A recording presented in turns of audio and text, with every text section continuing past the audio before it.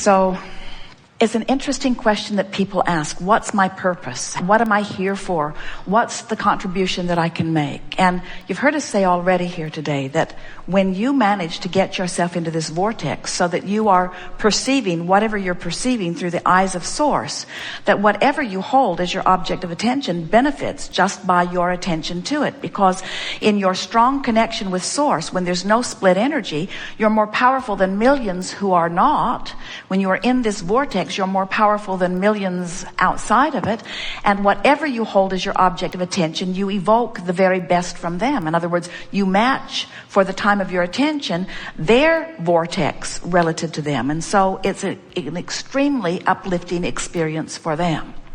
As long as you are living, and you always are, there's always this constant expansion and your exhilarating experience of getting to get up to speed with that furthest, most expanded place. And that is the purpose of life. We would go so far as to say the purpose of life is closing the gap, because the purpose of life is joy, and that's where that exhilaration comes from.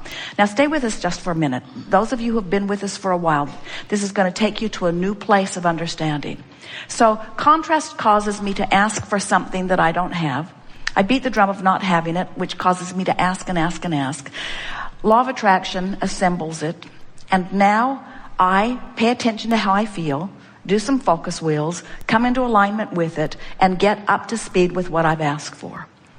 The most exhilarating part of life is from that moment that you approach the edge of your vortex. Now we want to tell you, the edge of the vortex, someone says, is it really as defined as you are making it out to be, Abraham? And we say, of course it is not as clearly defined, but it helps to define it in the way that we are defining it. We talked about that emotional scale for a while, and on that emotional scale where despair is on one end, where you feel disempowered, and joy and appreciation are on the other, where you feel empowered, true empowerment and freedom. So there is disempowerment and there is fear right down there together, and then there is anger or revenge, and then less anger, and then overwhelmment, and then frustration, and then hopefulness, and then belief, and then knowing. This vortex edge is right there between belief and hope. So when you get into the vicinity of hope, now you are on the brink of your vortex, and the joy of life that you all seek, that everyone you know seeks, is that feeling of exhilaration of getting into that range of hope and feeling the vortex then take you in to belief and knowing and manifestation. In other words, that's the woo feeling of your physical life experience. That is where the joy factor truly, truly is. So if we can convince you that the purpose of your life is to have that exhilarating feeling of coming into alignment with who you are, the purpose of your life is joy. The purpose of your life is getting up to speed with who you are. But in order for there to be an expanded you to get up to speed with, there must be contrast that causes you to ask. So the triad of intentions are: the purpose of your life is joy. The basis of your life is freedom to explore this contrast. And then the result of all of that will be that expansion. So whether we say the purpose of your life is expansion or freedom or joy, they are all equal components of this triad of intentions that you held and understood prior to your emergence as you came forth. None of you came to fix a broken world. You didn't see it as broken. None of you came to enlighten the world because you understood that it's an individual thing. You came for your own enlightenment. You came for your own alignment. You came selfishly wired, understanding that contrast would cause you to expand constantly, and that the greatest joy in your life would be to give birth to an expanded version of you, and then to bring the rest of you up to speed with it. There is nothing in all of the universe that is more exhilarating than that. And you say, and what's my purpose? And we say, your purpose is the inevitable expansion which you cannot avoid. But your deliberate intention was to come forth and experience the joy of that inevitable expansion. And that's what we mean by being in the vortex. It means to be physically focused, to be managing your contrast in such a way that you can have closed this gap and be offering only one vibration, the vibration that connects with everything that you are and everything that you've asked for, with an absence of resistance happening. That's what being in the vortex is. Do you know that almost all of politics is outside the vortex? All religion is outside the vortex. You go to a family reunion, it's outside the vortex, outside the vortex, outside the vortex. Well, what can we do about this? And how can we fix that? And what's wrong with that? And well, that happened way back then. And do you remember when that happened? And I saw that coming. And what did she say about it? And what did he say about it? Well, you know, it was her first husband that started that. Before you just kill me now, you can never ever sort that stuff out. But all of that contrasting stuff, all of it is the fodder that helps you to ask and ask and ask and ask. And when you have the clarity to say, I don't need to stir it up. Esther will say to Jerry, I just want to talk about this just a little more, just for a point of clarity. And Jerry will say, please let clarity come soon.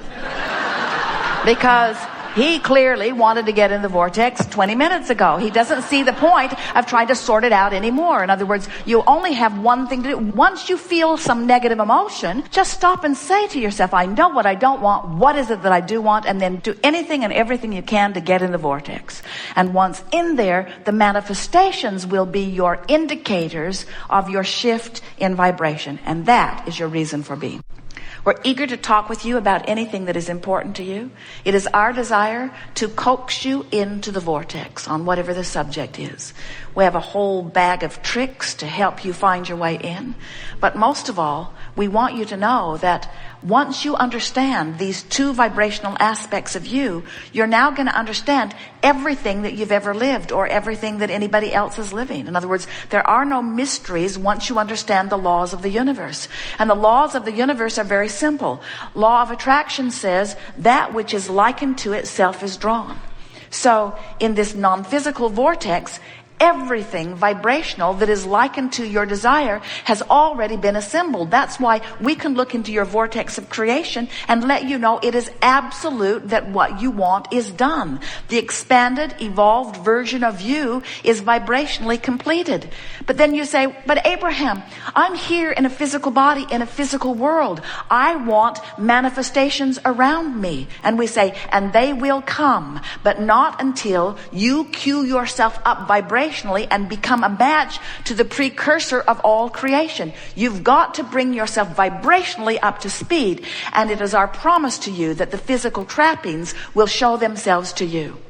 But there's one thing that we want to say to you. You didn't come for the physical trappings, and we're not trying to talk you out of them. We want you to have them. You came for the exhilaration of coming into alignment with you. You came in this body knowing that contrast would help you to expand. And you knew that once the expansion had taken place, that the sweetest ride of your life would be in the getting up to speed with that expansion. It's not just the getting of the stuff or the landing of the relationship or the deposit into your bank account of the dollars that you're seeking. It's not only the manifestation that is meant to give you those good feelings. It is the emotional alignment that is responsible for the good feelings. And if you can get this thing that we're going to say to you next, your life will be blissful from this point forward. If you can be happy in anticipation of what's coming, you'll be happy forevermore. And everything you want will come quickly. You have to look forward and be happy in anticipation of what's coming. Happy in anticipation of what's coming. Because when you're hopeful, you're on the brink of your vortex. And when you're on the brink of your vortex, it brings you in frequently. And when you get in there, you have full sight. When you get into the vortex, vibrationally speaking, when you are up to speed and in that vortex, that's when you start rendezvousing with the things that really matter. That's when meaningful things start happening. That's when the speed of life picks up. That's when you feel vital and alive and frisky. That's when your feeling of passion comes over you. That's when you begin living exactly as you knew you would when you came. You did not come forth to suffer. You did come forth to sift contrast. But it was your plan to launch the rocket, then turn your attention to the idea in anticipation of the receiving of the desire and ride that joyful wave to its completion. And you knew that there would always be another platform and another set of contrasting experiences and another rocket. We are eager to talk with you about anything that is important to you. There is nothing that is off limits. Don't be surprised if we do not encourage very much of your out of the vortex conversation. But we do appreciate and acknowledge the value of some of that out of the vortex conversation. Step 1 is sifting through contrast. It's when you ask. Step 2 is source answers. That's this vortex of creation we're talking about. Step 3 is you got to get in the vortex. That's what the art of allowing is. So, very good unfolding here. A little slow going, but don't you now know more about the vortex than you've ever known? Don't you understand your relationship with it? Don't you know what your dominant priority is? Don't you understand your guidance system better? Don't you want to think the thoughts that feel better? Aren't you willing to be nicer to yourself when you're not in the vortex? Aren't you willing to let everybody else off the hook who hasn't been trying that hard to make you feel good? Aren't you ready to take responsibility for how you feel? Don't you sort of feel empowered to do it?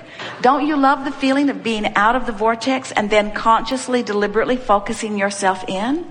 Don't you love coming into your own power?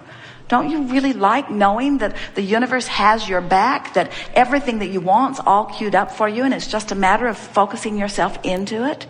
Don't you now, from inside the vortex, appreciate more of those outside the vortex contrasting experiences that have caused you to expand? Don't you like knowing that you will constantly expand? Don't you like knowing that it's going to be a constant tuning up? Don't you like that it's going to be a constant tuning up?